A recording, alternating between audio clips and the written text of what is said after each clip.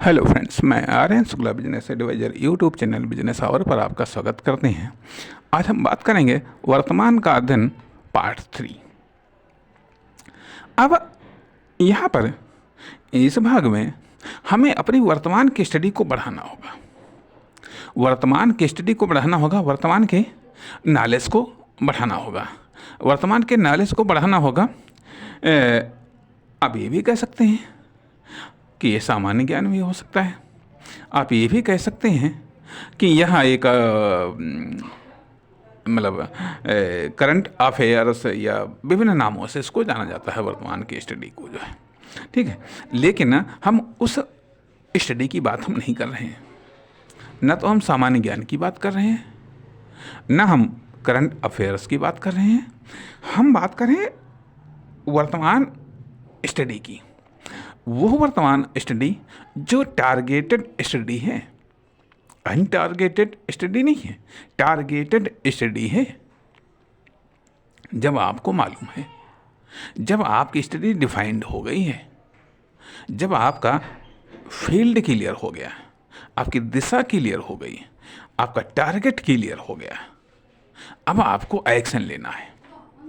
जब तक आप एक्शन लेते चले आ रहे हैं तब भी वर्तमान की स्टडी की आवश्यकता है।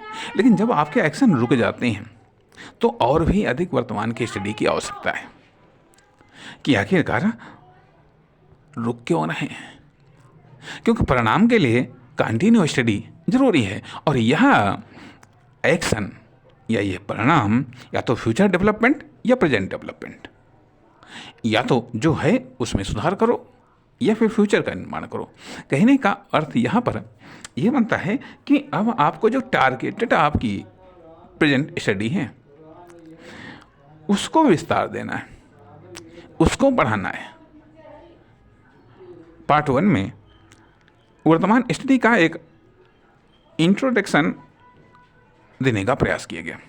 उसके बाद में सेकंड पार्ट में हमने फिगर्स और फीचर्स की बात की।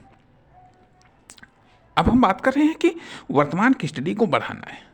वर्तमान की स्टडी को बढ़ाना है। यदि मान लिया नॉलेज तो बहुत है, बहुत फील्ड है, बहुत फीचर्स हैं, बहुत फिगर्स हैं, लेकिन उन सबको आपको न तो स्टडी करना है, उन सबको न तो आपको स्टडी करना है। क्योंकि यदि आप विस्तार में जाएंगे, टारगेट से आप भटक जाएंगे, दिशा से भी आप भटक जाएंगे।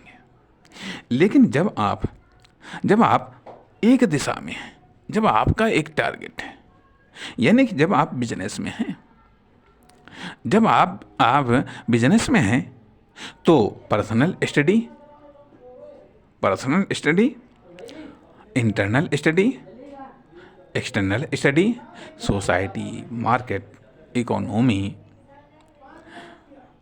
Policy, national and international policy या ग्लोबल पॉलिसी या फॉरेन पॉलिसी, विभिन्न इंडस्ट्री या विभिन्न कंपनी या विभिन्न कॉमर्शियल एक्टिविटी, इन सब चीज़ों का स्टडी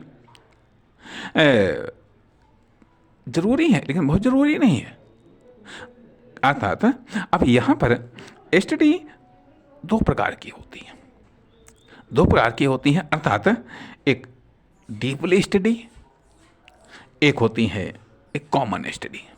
कॉमन स्टडी, कहाँ पर आपको कॉमन स्टडी करना है, कहाँ पर आपको डीपली स्टडी करना है, इंपॉर्टेंट चीज़ है। क्योंकि एक्शन किस आधार पर आप ले रहे हैं, एक्शन किस आधार पर ले रहे हैं, या किस कारण से आप एक्शन नहीं ले पा रहे हैं। इंपॉर्टेंट चीज़ है कि किस आधार पर आप एक्शन ले रहे हैं और किस कारण से आप एक्शन नहीं ले पा रहे हैं, उसके पीछे रीज़न क्या है। अर्थात कौन सी चीज़ आपको मोटिवेट कर रही है जिसका कारण आप एक्शन ले रहे हैं। क्योंकि यदि ये चीज़ें अनइम्पोर्टेंट हैं तो स्वाभाविक बात है कि एक्शन से मिलने वाला रिजल्ट भी उल्लेखनीय नहीं होगा, उतना महत्वपूर्ण नहीं होगा। इस कारण से अब आपको अपनी वर्तमान स्टडी को बढ़ाना है।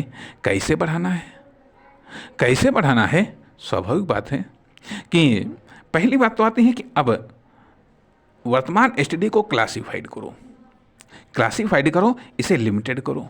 जब तक आप लिमिटेड नहीं करेंगे तब तक आप डीपली स्टडी नहीं कर सकते। डीपली स्टडी करने के लिए आपको अपनी स्टडी को लिमिटेड करना पड़ेगा, सीमित करना पड़ेगा, नियम रूल्स में आपको बांधना पड़ेगा, तभी आप एक टारगेटेड स्टडी कर पाएंगे। टारगेटेड स्टडी कर पाएंगे तभी आप उसमें कुछ एक्शन ले पाएंगे, तभी आप उसमें कुछ अध्ययन कर पाएंगे, तभी आप उसमें किसी परिणाम को आप प्राप्त कर पाएंगे। नमस्कार, धन्यवाद।